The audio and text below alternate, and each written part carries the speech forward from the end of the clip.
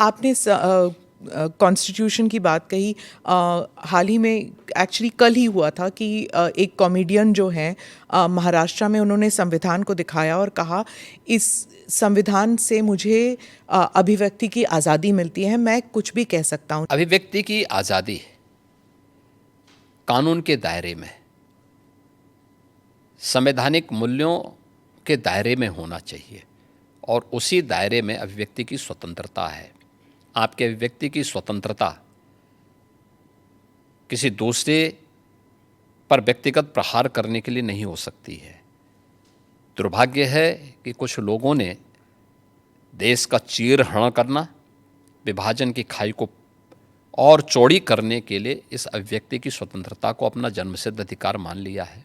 और मुझे लगता है ऐसे लोगों के खिलाफ जो समाज में विभेद पैदा करके सौहार्द को खतरे में डालने का कार्य कर रहे हैं, उनके साथ कानूनी तरीके से उनके साथ उसी प्रकार का व्यवहार भी होना चाहिए। महाराष्ट्र में ही कुछ महीने पहले एक स्लोगन उठा था, बटेंगे तो कटेंगे।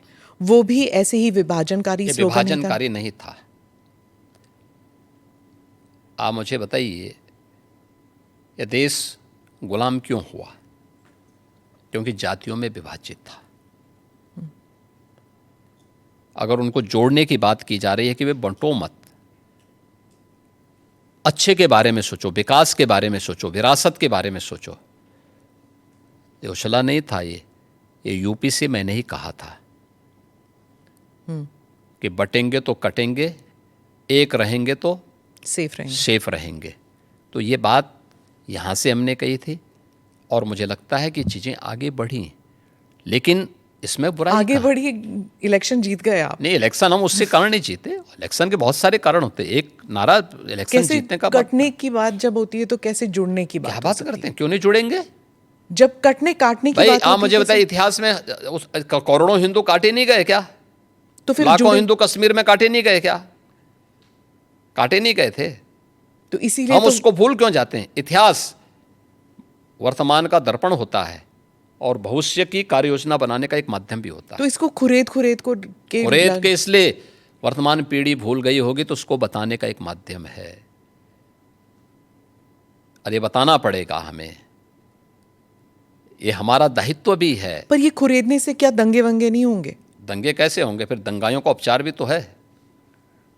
दंगों से वो डरेगा जो उन दंगाइयों के सामने घुटने टेक करके नाक रगड़ते हैं।